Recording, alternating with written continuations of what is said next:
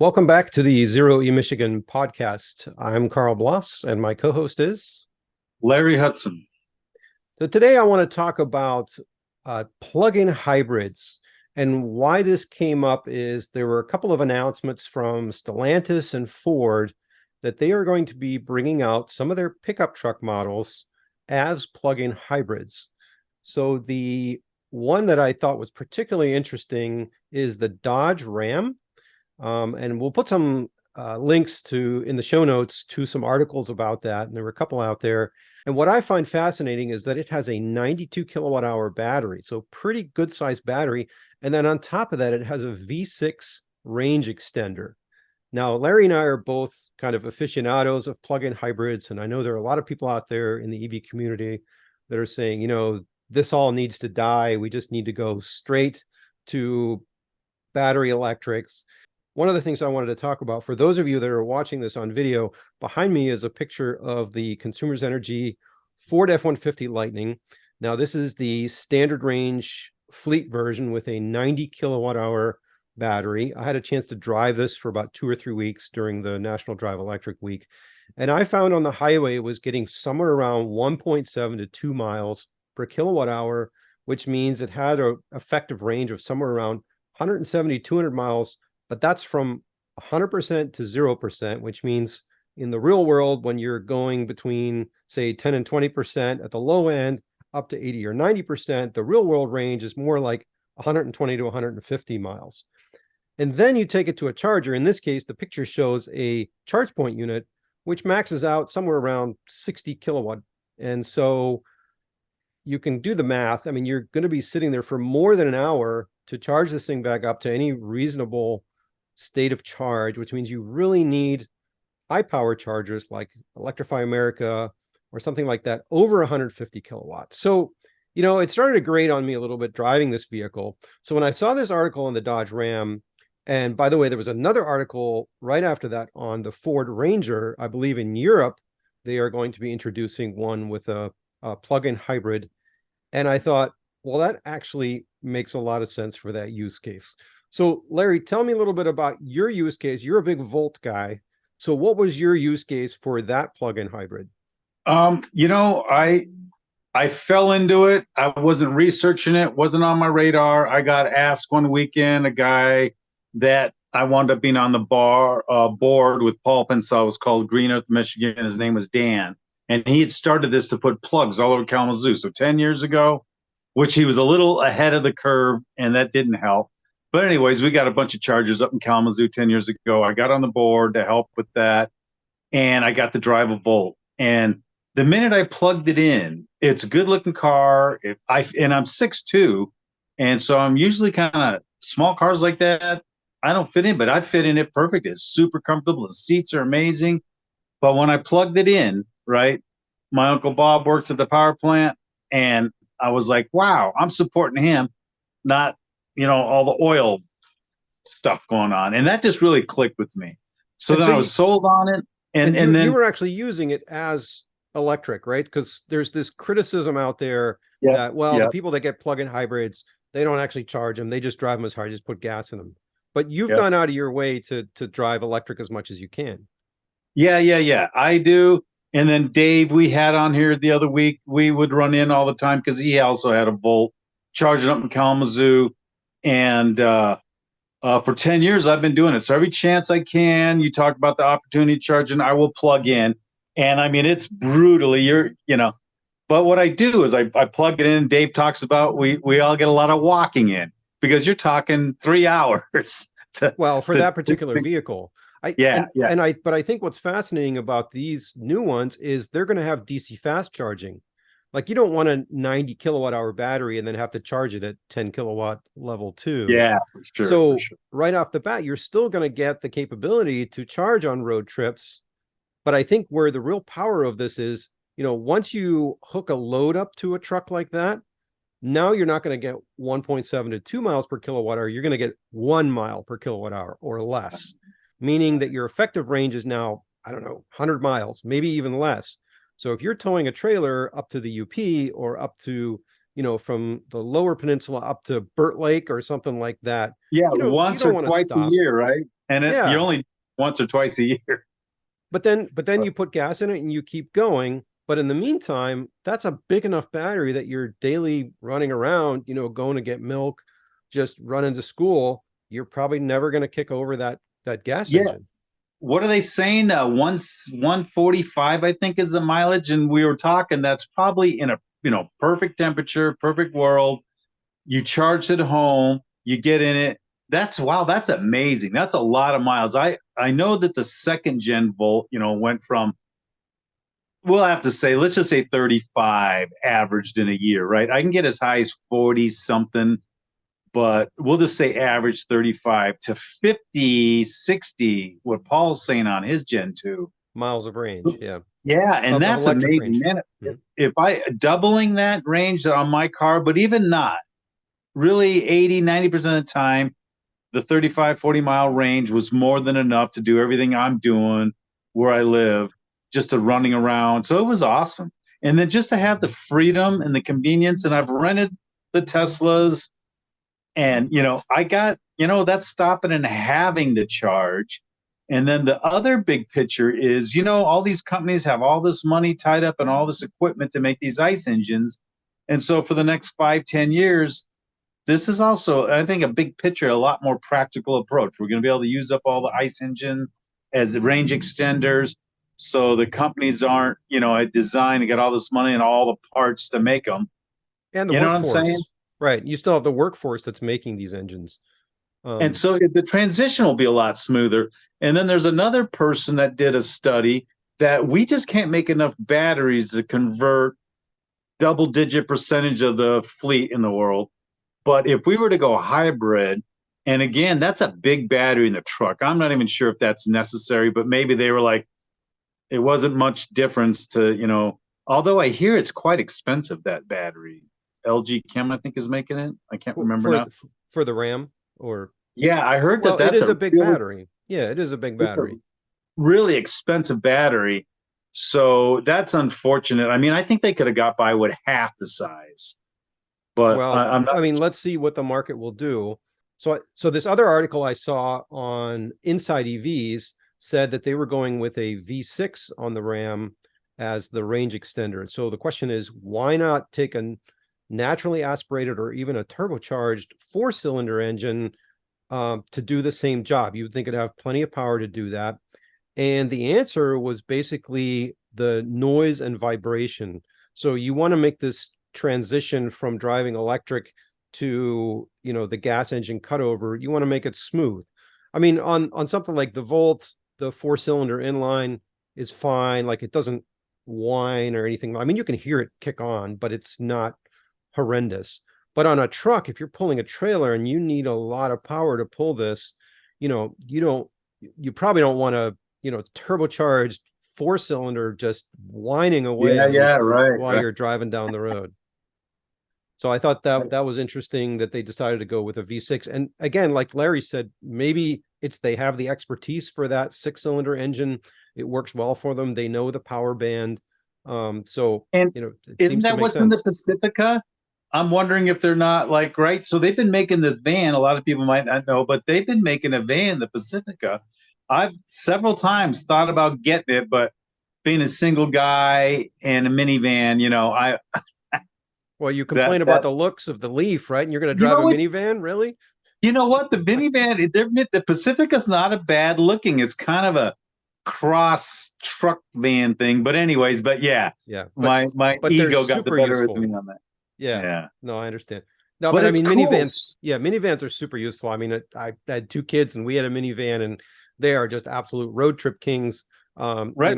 You can flip the when seats my son down. was younger, I had the minivan. I went with the Aerostar extended. Yeah. And B6, and it was just awesome. I took it all over. The people that have them absolutely love them. And I think they're even getting like 35-ish miles of electric range before it kicks over. And then it has an amazing range beyond that. So again, total road trip king, and still great for grocery getter, plug it in home, forget about it. Which is right. I know for me, that's the thing that, that is the truth. And when Chevy did the Volt, they did a study, and 80% of America just doesn't drive much more than 40 miles. So that's why they sized it. So I'm a little, again, I'm a little surprised with that truck. But like you said, we don't know what we don't know. And maybe that 150 miles, which reality is probably going to be more like 100 miles, especially if you're driving and charging, because you're not going to run it all the way down to where you're almost empty because, right? Well, you got Well, the gas engine, so it doesn't matter. actually, if it's like the Volt, it has to be designed to run it empty, right? Without Well, damaging the yeah, battery, which means 0% probably isn't really 0%, just like exactly. the Volt. I keep forgetting about that. Yeah. Yeah, right. So the Volt battery, I think the Gen 1 was something like 17 kilowatt hours, but you're really only using about 12 because Yep. it's designed to charge all the way to 100%, which it probably isn't. They're leaving a buffer that the user is just not seeing it. And obviously, you need to be able to run it all the way to zero before the gas engine kicks in, which again is probably, I don't know, 20% of the actual battery, just so you're not damaging it. So these guys are going to have to do the same thing because you don't want to damage the battery every time it goes to quote unquote zero. Right. I keep forgetting about that. So it's just, you got the generator, and it's so nice to have the best of both worlds. And then another thought you talked about, Canada's paying like $9 a gallon. And I think that's probably what, and you experienced that when you were in Europe, that all the other countries pay a lot more for fuel. So there's a lot bigger savings to plug in. Yeah, and Um, and who knows how long our gas is going to stay as cheap as it is now.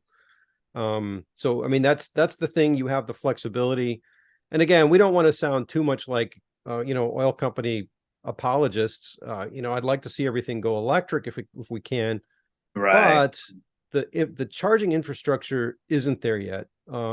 It's coming a long way. I did okay with the F-150 Lightning.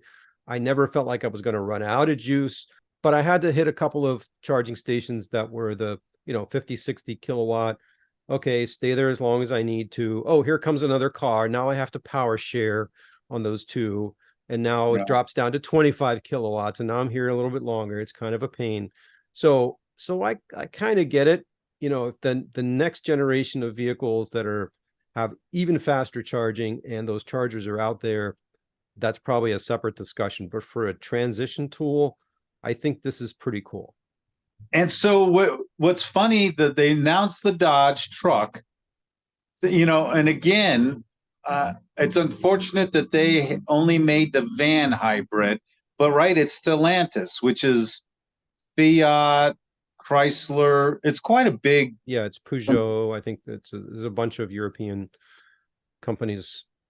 Yeah. So, anyways, I'm still was always baffled. What was the reason there wasn't Volt, and why GM threw the Volt away? I mean, I feel like that Volt platform should have been in all their little mini SUVs, the mini pickup was at the Colorado. That would have been such an easy thing, and it's just real practical. And like you said, the infrastructure is still struggling. And even though I've been around this whole thing, I still really like the Volt and the practicality of it. And I don't know, that all or nothing thinking, tribal thinking. I wonder how much of that is, we're just us humans, they were talking about marketing of all this. And the reality is, right, look at what they did here in America. They just quit making sedans. We only have a choice to buy SUVs and pickups, right? That's how they don't even have to worry about marketing. They could just offer nothing but plug-in hybrids. And you don't see anybody doing picket lines because they can't buy their sedan. They can't buy a Lincoln Continental, right? They Right. can't buy the big four-door Impalas anymore. Yeah. I wanted to talk about another use case for plug-in hybrids, and I've mentioned this before in a couple of our podcasts. So my daughter drives a Chevy Volt, and at the time she was a college student when we got her the car, and about the only thing that was on the market that would have been similar size and range would have been in all electric would have been something like a Tesla Model 3. And to be honest, I wasn't ready to plunk down, I can't remember what it was at the time, 40 some $1,000 for a Model 3 for a college student. So we went looking at her, but I wanted something, where she could drive electric. So we ended up finding the 2015, so last of the Generation 1 Volts. She lived in a college house where she just had a level 1 plug, 120 volt outlet on the outside. And so she was able to charge it every night and use very, very little gas. And that was perfect. And, theoretically, she could have done the same thing with an all electric, battery electric vehicle. But now she's moved on. She's not in college. She's working, and the apartment complex where she lived does not have charging, and nothing else in the area that's reasonably close. So she's had to use it with gas a couple of times. Then she found a job that was near where there was a charging station. So during the day while she was working, she could charge it. Perfect. And I see it because I made a deal with her that I pay for the electricity and she pays for the gas, which is a motivator for her, right? So she's on That's my charge great. point account, and I see when she charges, it's like, oh, cool, she's charging.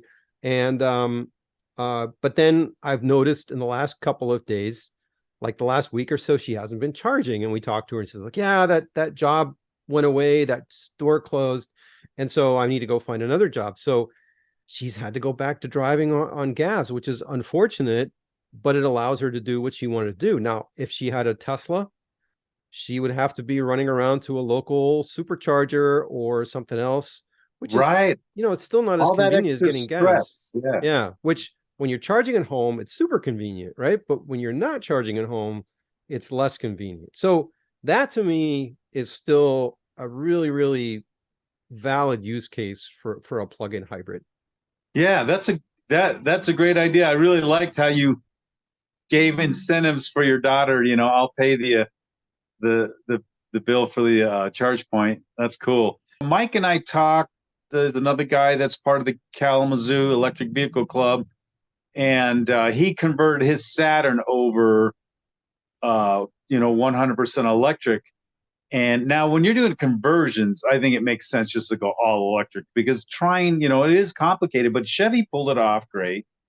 The Pacifica, I haven't heard many complaints. They pulled it off. So it has these two complicated powertrains, but to be able to have the best of both worlds, it's flexible. You can, there's the money savings. And then we talked too, right?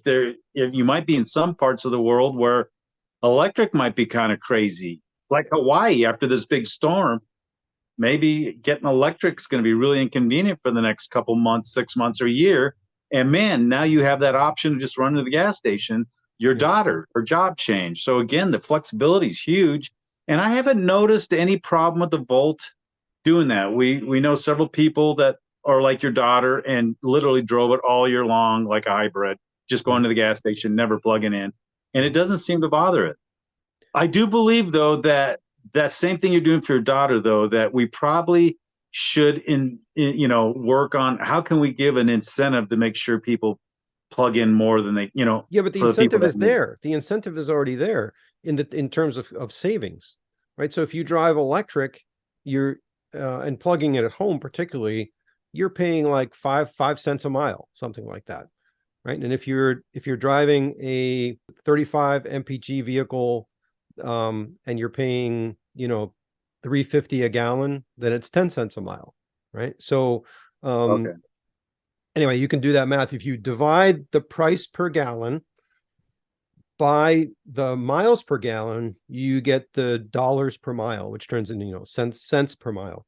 And you can do the same thing with driving electric. If you put your per kilowatt hour rate, so your dollars per kilowatt hour, which again turns into cents to 15 cents or whatever it is, you divide that by the efficiency, which is miles per kilowatt hour. The kilowatt hours divide out, and then you basically get dollars or cents per mile. And so you could very quickly find that driving electric, unless you're getting really, really expensive electricity, is going to be 2-to-1, 3-to-1 cheaper. So that to me is already an incentive if people can do that math. Right. And for people like in Canada, and I'm thinking Mexico, all the other countries don't have the subsidized fuel costs. So they're paying $9. I was watching one of the guys up in Canada. So now that's a real big incentive. And I know that.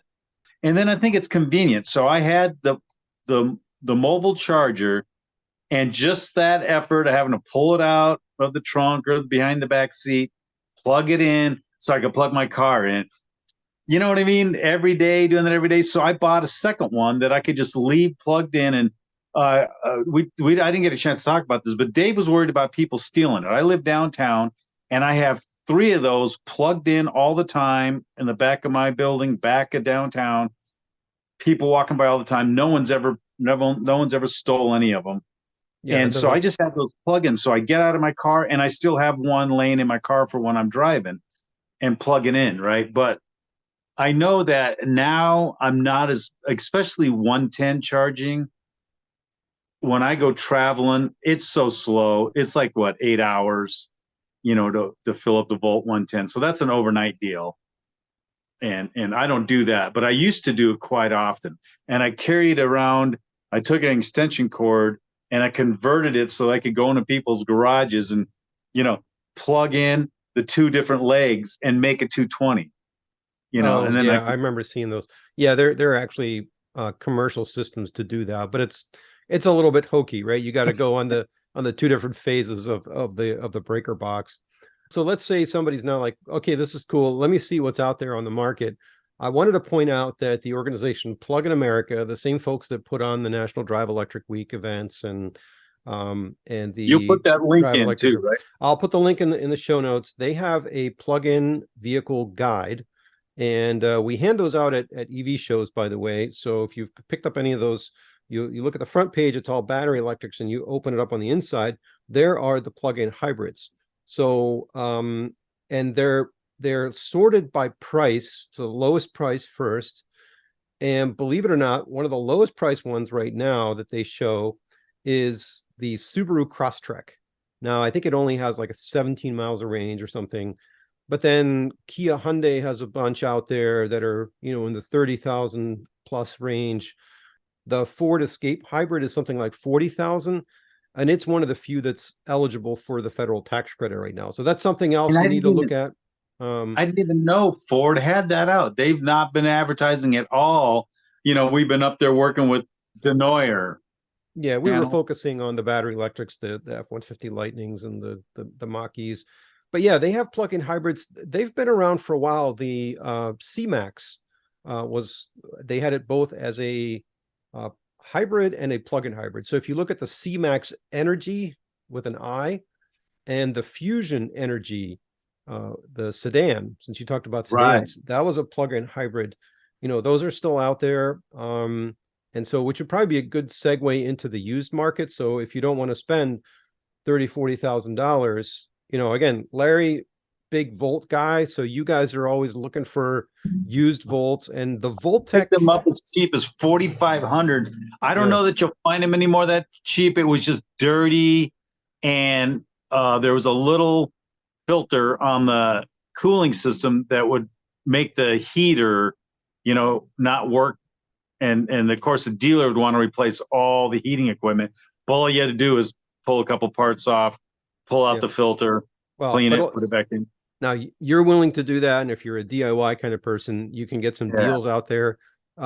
Just for fun, I looked on Carvana, and just to see, because they don't sell things that are handyman special kind of things. They have some minimum standards.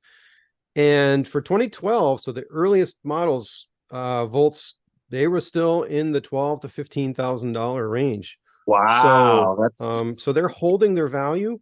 yes. One thing to They're watch out actually for, going up. They're going up. they've gone up Yeah. because they're desirable. And sort of the unicorn of those is the Gen 2 2019, because it has the 6.6, I think, kilowatt onboard charger.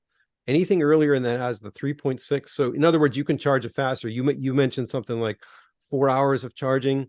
So first of all, the Gen 2 from 2016 on, their battery was a little bit bigger, the usable, and so you had more range, like 50 miles of range. But then in 2019, they went to the faster, the more powerful charger, so you could actually charge it faster. So you could probably do more electric miles just by virtue of being able to charge it faster again. That's cool. Yeah, but Yeah. they're out there. Again, the other thing to watch out for is the Voltec warranty on the drivetrain. My understanding is it's good up to 100,000 miles. So even if you buy a used one, the drivetrain is not something you'd have to worry about until you flip the odometer over to 100,000 miles. Now, caveat emptor, just be careful out there, and And they dealing were with easy to dealers. work with. We had one Yeah. car. So the only car that we had issues with was a car that a lady bought, a fully loaded 20 I think it was a 2012 Volt, and it only had 60,000 miles. So I'm thinking she went south and the car sat a lot. And so when we got it, it literally had like 30 days left on this warranty, because I think there's a year and a mile, I thought it was right? only mileage. I thought the Voltec was only mile. I could be wrong. I think there was a year too. Anyways, we made it in by 30 days and they took care of it. Okay. But there was an issue with its battery. That was the only one I've come across. All the other ones. So it seems like if you get a Volt that's been sitting a lot, that the battery doesn't like it. And there are shops out there that can take a look at these things. So I know Right. here Right. on the west side of the state in Spring Lake, there's Lakeshore Hybrid. In Grand Rapids, we had an EV show, and I'm sorry I forget the name of the place, but it's a shop that, among other things, they specialize in hybrids and reviewing the battery conditions, things like that. Even if the batteries have a couple of bad cells, they know how to take the battery packs apart, so you're not looking at huge costs to replace battery packs or anything like that. So just know that that's out there. And speaking of used, just remember there is a federal tax credit for used EVs that are bought through dealerships. So if you look at the IRS regs, and I'll put links to them, how that works, the car has to be less than $25,000. It has to be sold through a licensed dealer, so it can't be through a private sale. There's a $4,000 tax credit. So pretty, yeah. That makes it worth, like, we work with a dealer, and it would make it worth to you find a car like that that meets all the qualifications in a private party. Then you run up to, like, Southwest Michigan Auto Sales, and talk to him and say, hey, will you do this for a fixed rate? And so then he buys a car from the private party, turns around, sells it you, so you can get the 4,000 off. Throw him, Well, just be sure you look at all the regs, and anything with tax advice, go through your CPA, make sure that you're getting the proper advice. You don't want to lose out on $4,000, so you got to do it right. And right, there right. there are resources out there to make sure that so you can figure out what's eligible and what's not eligible. I know I've looked at it, and I don't know if it's just I'm impatient. Plus, I know I can fix things, so I'm glad that I just find them in Facebook. I've bought two or three through eBay. That got light damage, this or that, and the dealership charges so much to repair those things. And I don't know. I think it's probably part of the electric is still so new, and they don't want to take any chances, so they're replacing everything that might be questionable, and it gets expensive quick. So if somebody So is in that position where they found one that maybe has some light damage, they can contact you, right? You can kind of give them some advice, it's or plug.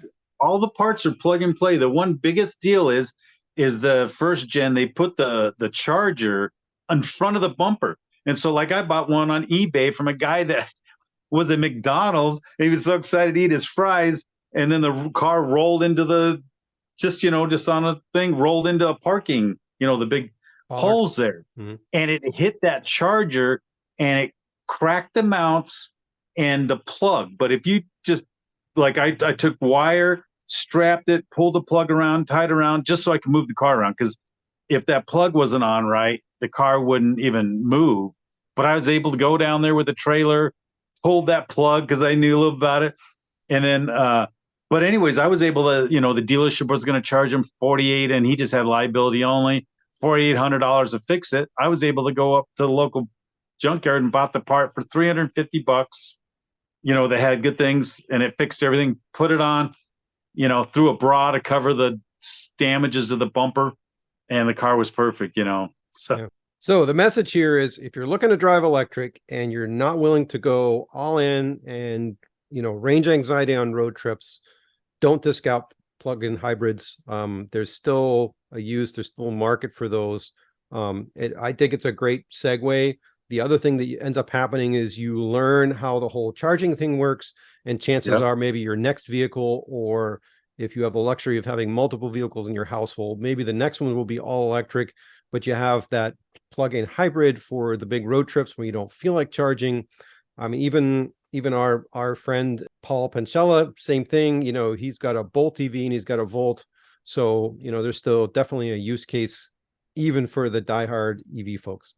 So what do you guys think? I think this could be a little bit controversial because, okay, we should be going all electric and not burning gas. And, I get that, but let us know what you think. Put some comments below. We'll chat about it.